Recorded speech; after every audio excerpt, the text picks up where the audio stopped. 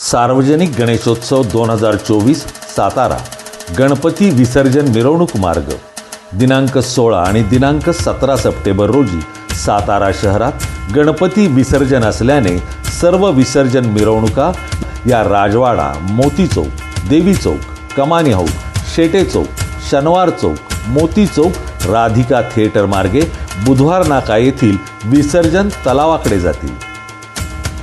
या दिवशी शाहू चौक येथून राजवाड्याकडे तसेच शेटे चौकापासून मोती चौकाकडे आणि बुधवार नाक्याकडून मोती चौकाकडे विसर्जनाचे मार्गावर वाहतुकीस बंदी राहील।